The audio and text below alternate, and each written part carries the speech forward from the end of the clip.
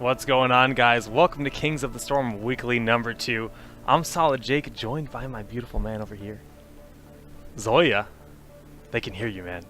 Oh man, my hand, dude, it hurts so bad. Why? What'd you do? What have you done? Because I had to unmute my mic, and you said it was hot, so I burned myself. Oh my gosh, the puns. You're not Sham 2, what is this? Oh god. Yeah, that was pretty bad. That was pretty bad. I won't lie. But yeah, we have an awesome event here today. We are getting our first match ready to go. It's going to actually be Cloud9 versus Cosmo Slam? No. Cosmic Slam? Cosmics. Cosmic Slamo. Cosmic Slamo. That's actually a wonderful name, I have to say. It's going to be a... You didn't mute yourself when you had the whole stuff going on when I was muted. Oh, goodness. That's... Yeah. That's funny. The flubs were made. I just heard it. I had the stream on muted, and I heard you talking. You know, I did. I did that the other night as well. Rip. It's all right. Rip. But we are here, and this is going to be a great event. Now, again, the teams are getting ready. It looks like we actually have all 10 players here in the lobby, from what I can tell. Yes. Well, Jared, I'm going to let you make the call. You can ask for them to start the draft, and as soon as that's ready. But before the draft gets underway, let's take a look at the bracket here. Now, I don't have, actually the bracket's somewhat irrelevant because I don't have round 1 present on it, but we can see what round 2 will be. Round 1 is actually only going to be 3 games, one of which you're going to be seeing here, which is going to be Cloud9 versus Cosmic Slamo. You can go to KOTSW.challenge.com to find the actual bracket link to see the full updated bracket live as it progresses. The other matches, though, Jared. Yeah, they are. We have Dead Gaming versus Implicit Victory, Ad Victorium versus Cow Level Gaming, and Cloud9 versus Cosmic Slamo. It's going to be best of 1 on Haunted Mines. Yeah, Haunted Mines here, best of 1 series. Now, round 2, as you can see on the screen right here, also going to be best of 1s. And the map for that, I believe, is Dragonshire? Let's confirm. Yes, Dragonshire for round 2. So, but again, we're going to be going into round 1 in just a moment. We've got the lobby ready. Now, there is actually a second stream going on at over twitch.tv/Xander the Gamer, if I'm not mistaken. Should be right on the top here on Twitch.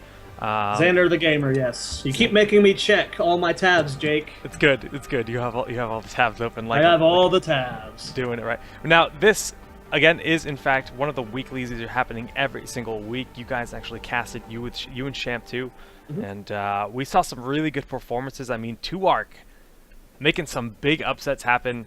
Of course, Symbiote continuing their dominance here in the alpha.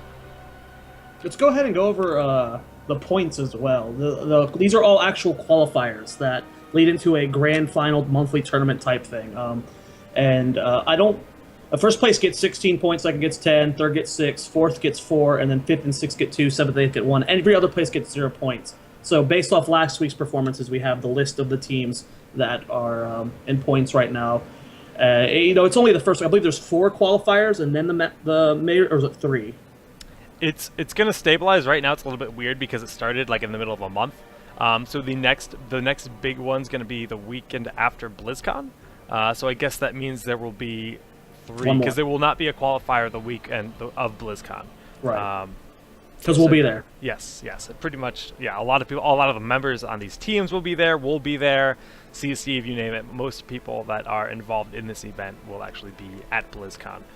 So yes, definitely not going to be a tournament happening that weekend. And like you said, 3 qualifiers a month, and then the monthly, if you will, happening at the end of the month. I'm not really sure if he's going to like take a break and start it over at the start of November, if it's always going to be in the middle of the month or what. But I love that chat icon, man. It's not ready yet. They're trying. I see it. I see it. Is it working? Yeah, I see it, man. Oh my goodness. I actually see the Kubi's question one. That's why I laughed. It must have just went live. Must have just went live. I checked. I opened up the chat window like an hour ago, and cracking me up. Okay, chat, you're gonna have to do that again for me in a moment here. But yeah, well, we've got the lobby ready. I think the players are good to go. Let's just ask everyone to get on random here.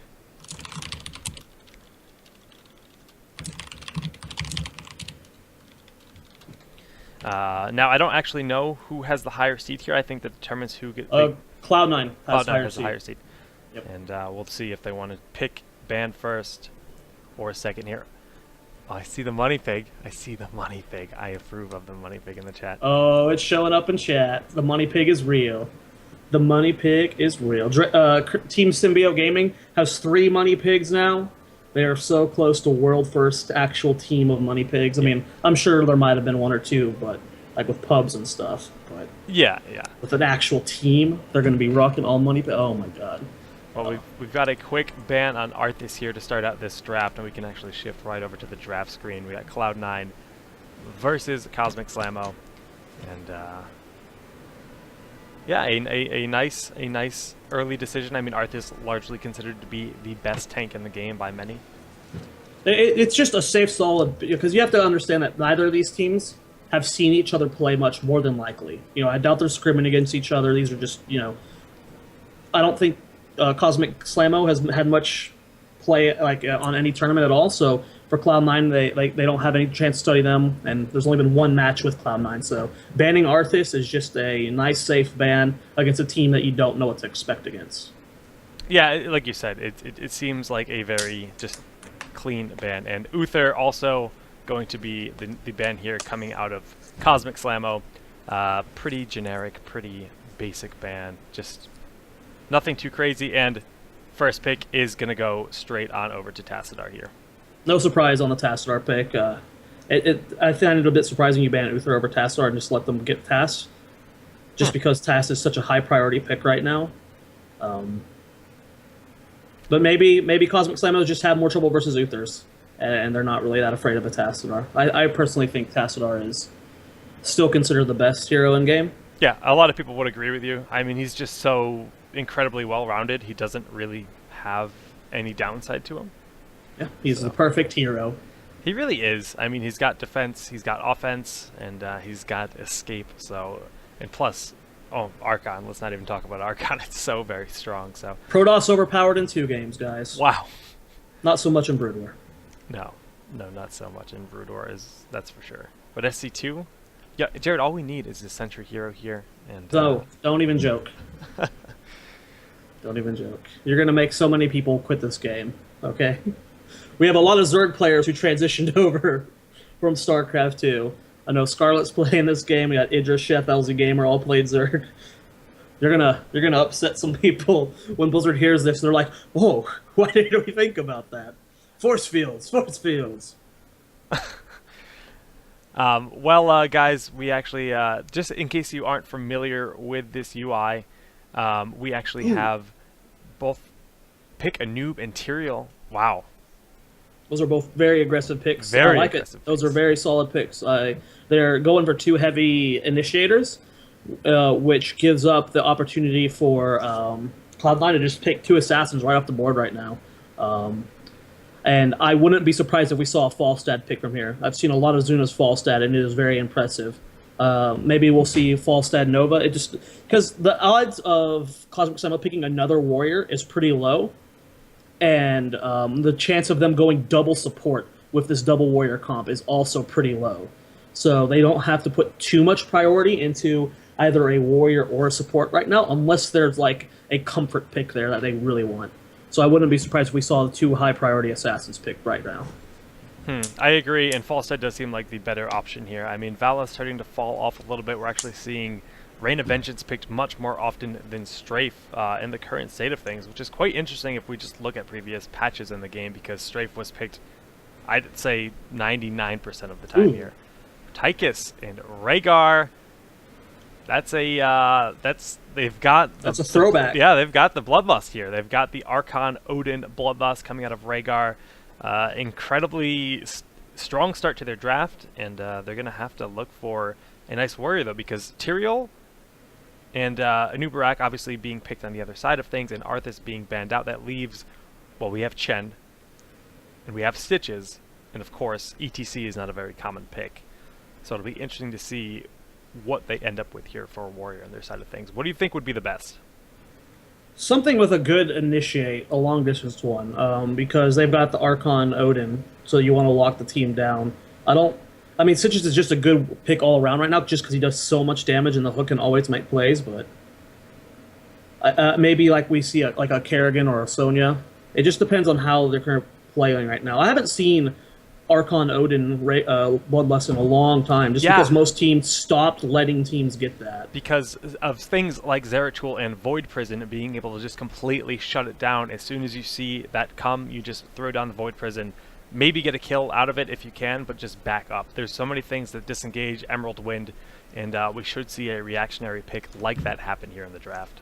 Yeah, I wouldn't be surprised if we saw a Brightwing.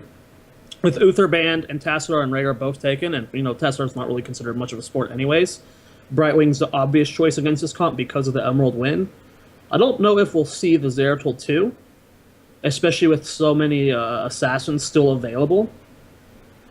I would expect at least the Brightwing pick, and then I don't know which assassin they would want to play. The problem with running both Tyrael with Volstad is even with the best teams, we see both Cast Aside and Judgment knocking people out of the way of Shock and Awe. It's true.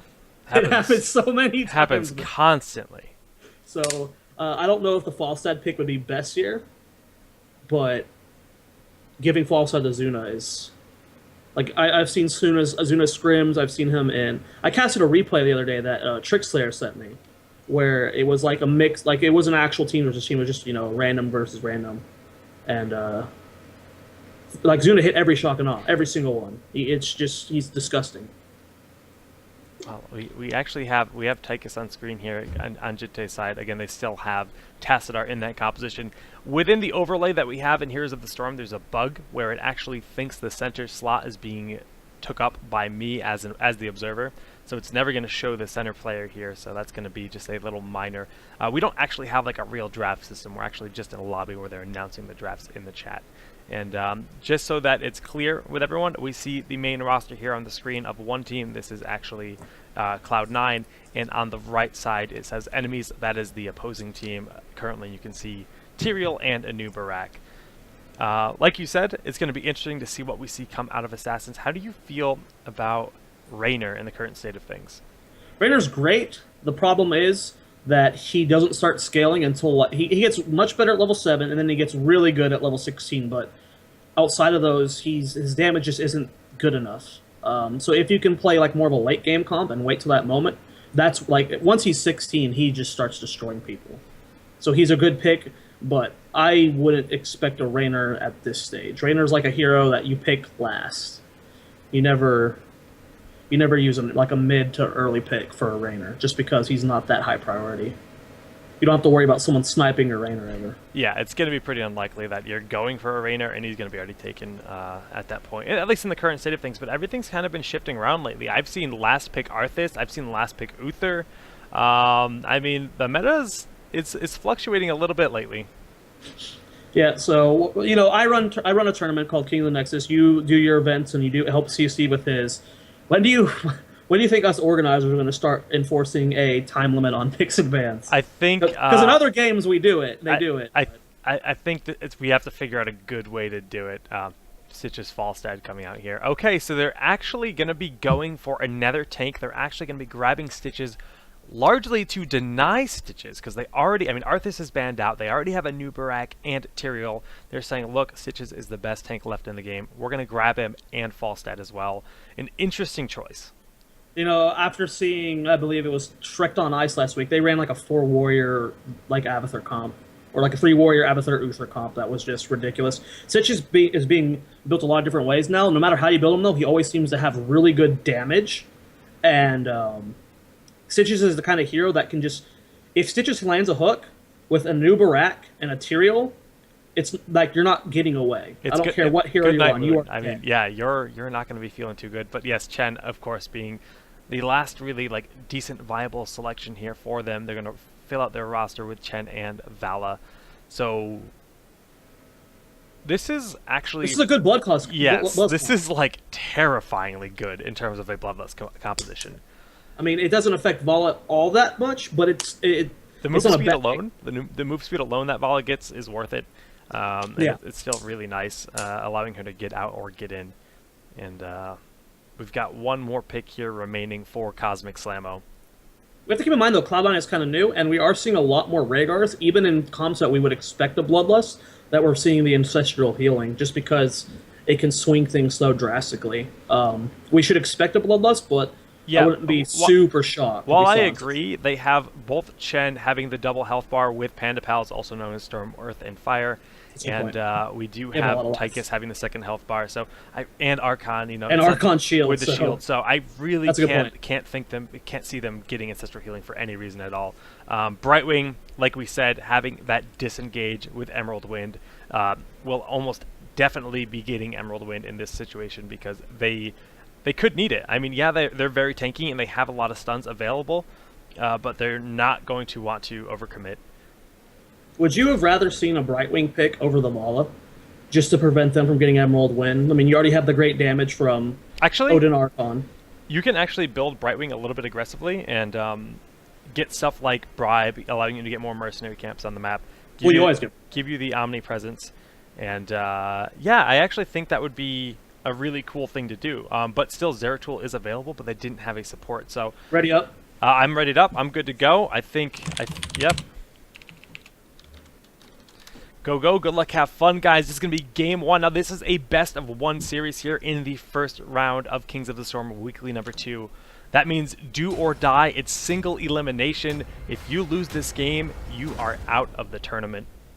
Yep. Keep in mind, everybody, that Heroes of the Storm is a very new game, especially when on the competitive side. I mean, we've been trying to compete for a while, but these type of tournaments and stuff are new. So I know the format's changed every single week. We're trying out new things. We're just trying to figure out what works best for Heroes. So I mean, honestly, bear with us in the tournament while we do that. Yeah, speaking to just the format of this event, I really think Sia Steve hit the nail on the head, in my opinion, as a guy that I've been working in esports for a long time, because last week's event, I mean, you casted it. That was a long day. They couldn't even finish it. And that was because it was double elimination. It was best of 3 in round 2. But in this event, it's going to be the single elim and best of 1 in both round 1 and 2. So it should be a shorter event. Better for the players. A little less content to watch here, but better for the casters. Yes. I think this format's better overall, too. Let's go ahead and start introducing a team. In the blue chunks, we have Team Cloud9 with iDream on Rhaegar, Kenna on Vala, Bobby Hank Hill on Chen, Jinte on Tychus, and rounding out the team, we have Zuna on Tassadar. And on the other side of the map, we've got Sprinkles on Anubarak, Pudson on Brightwing, Dark Omen rocking the Falstad. Actually, no, that's Dark Omen on Tyrael, it looks like. Oh, their names are overlapping. Chuckles here on Tyrael. And Yosefel on Stitches. Now, this is a very tanky composition we're seeing come out of Cosmic Slamo. And I'm excited to see what they can do because I've yet to see them play. I'm surprised. Okay, I would expect them. I was expecting them to go middle. I was trying to get a pick there, but we're seeing the normal split here. Everyone just go into their appropriate lane, blue team bot, and then the red team going up to the top lane. Will we see that hook from Yosefel? Even though it is a Tassadar, he's got a long way to go back. Has to be careful of that. Yeah, there's a lot of stuns there ready, and with a false adds damage output, he's got to be safe. I mean, he used the Oracle trying to feel for them right there. I believe he did have vision of them in that instance, and yeah, just going to keep feeling them back, and we see both teams are just kind of doing what they can in the early game here. But like you said, that hook is going to be the first thing they're going to be looking for. Interesting 3-2 split coming out from Team Cosmic Slamo. Most of the time you just see the 4-1 split. Let one person soak. I mean, we had the hook on Bobby Hank Hill. Does do just a little bit of damage from those few tower shots, and keeping up the pressure there, immediately seeing that healing ward go down just to top him off. Yeah, nicely done. Again, the hook will continue to be something got to worry about, but having Bobby Hank get hooked, not a big deal. But if Kenma or even Jinte get hooked at this point in the game, it's going to be pretty scary. Yeah, let's see if Encapalizing the hook does go, and it actually hits Vala, even though Volta goes away. She gets Polymorph. Will she go down? The chase go down, and they do get the kill. First blood going to Cosmic Slamo. Now, did I just see Brightwing with Envenom? Can you check that? It's level 2. Oh, so, yeah, excuse me. Yeah, okay. I thought I saw dots on there. It must have been from Stitches. It's from Stitches. Yes, yeah. Okay. It looked like a little bit more. I guess her health. Oh, another sick hook. And, yeah, nice hook, nice slam. Not going to be enough to get the kill this time here. He's 3 for 3, man. This Yosefel, we don't know much about him, but so far he's 3 for 3. I can't believe he hooked that Vala. It looked like she was going to get away. That was sick. Yeah, just enough. I mean, actually, she might have lived if it wasn't for the slam reaching, and we see all the members of Cloud9 going into the bottom half of the mines here.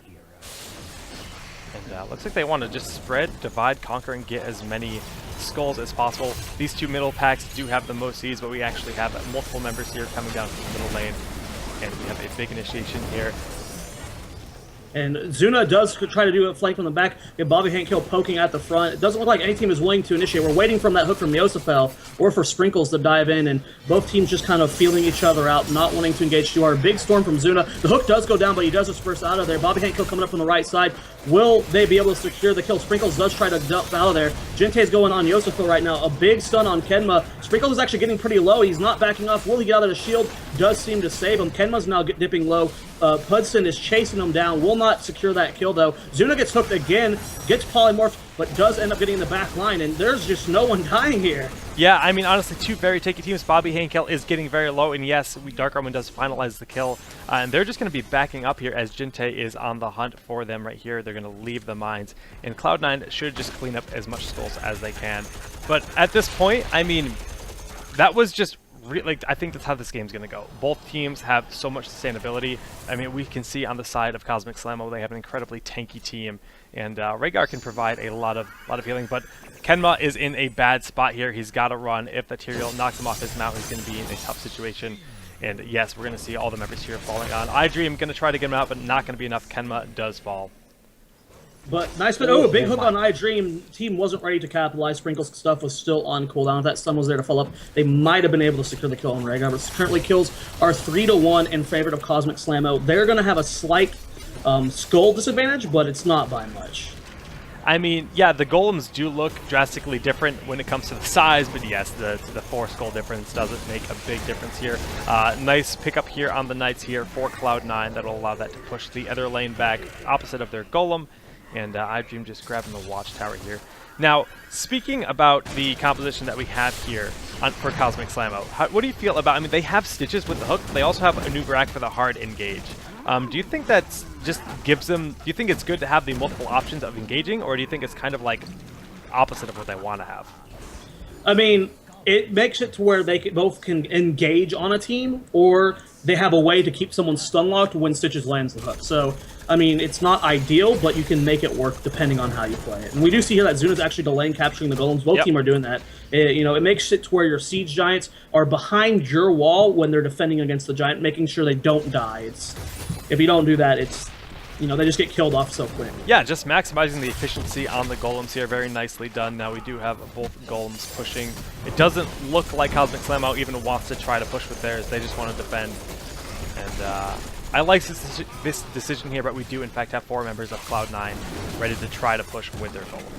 Well, the main difference here is that Zuna is soaking experience for his top team, which is going to, like, as you can see, the experience is already starting to grow in favor of Cloud9 because they didn't have anyone top line for that experience. Nice. The hook does land on Bobby Hankill, but the stun actually does fall up. It doesn't look like the rest of Cosmic Slamo was ready to initiate. They just want to clear off this golem, which it's going to die. They're not going to get this keep too low.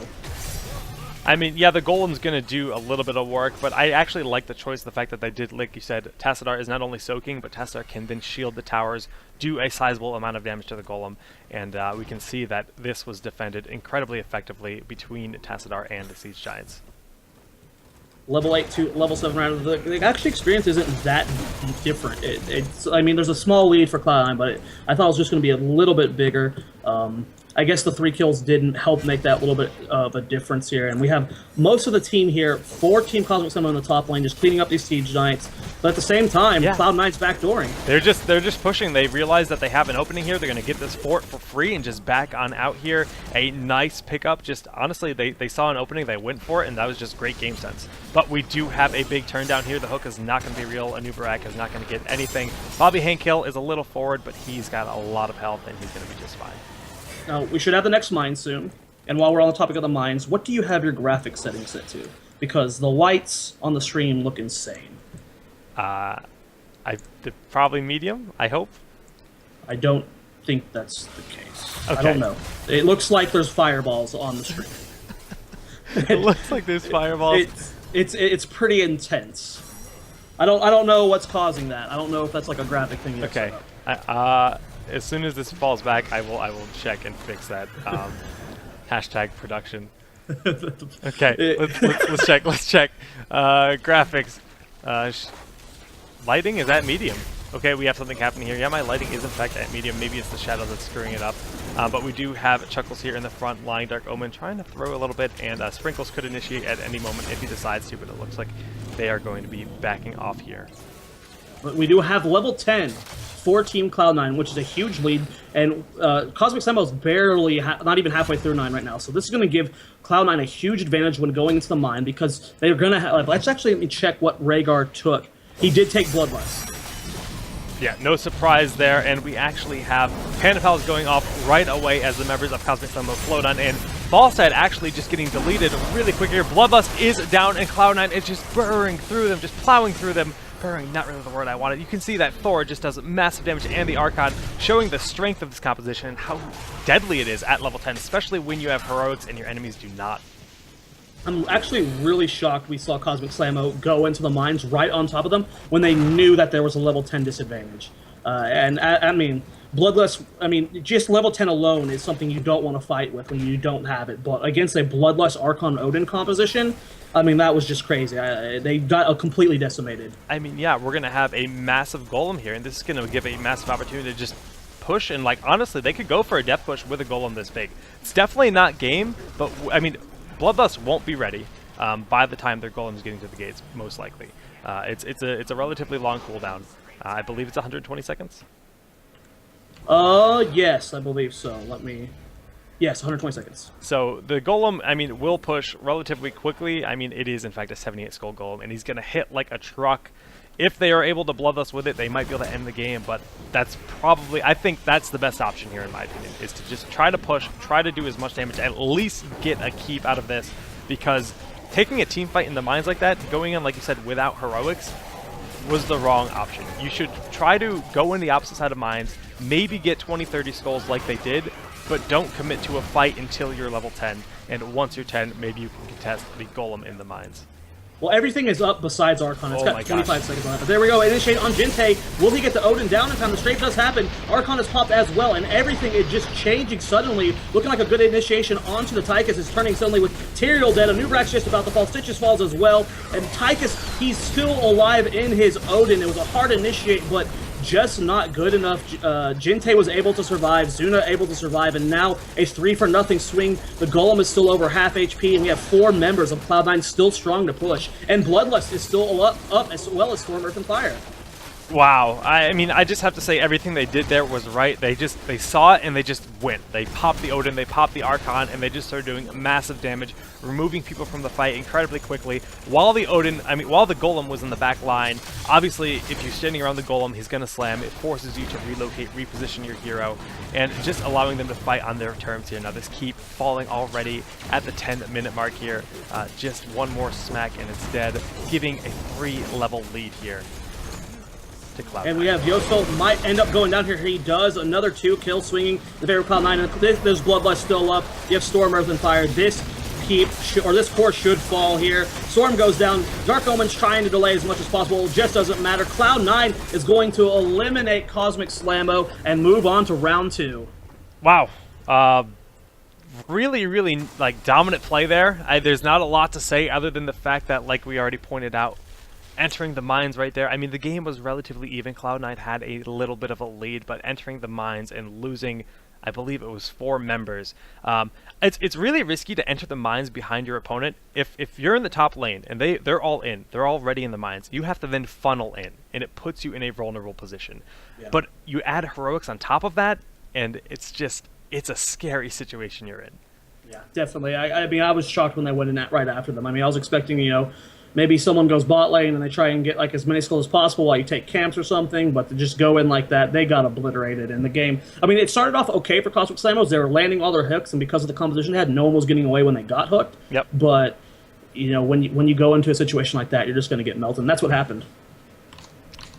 That's what happened indeed, and you know what? It was a good showing by Cloud9. I think a lot of people are expecting a lot from them. They are, in fact, one of our teams here playing at BlizzCon in just a couple weeks. So a nice performance by them. Cosmic Slamo showed good game sense. I mean, we saw them do a lot of really nice things. They had good use of the mercenaries in that match, and just that one decision can cost you the game, though. Mm-hmm. They swung it completely in favor, but we want to go to a quick break right now? Yes. What is our next match? Do you actually know our next game? If they didn't start without us, I hope we can get into Snowflake versus Wildfire. Snowflake versus Wildfire will hopefully be our next break, guys. We're going to be meeting up, figuring out our next match, so we're going to throw to a quick commercial break, and we'll be back in just a moment.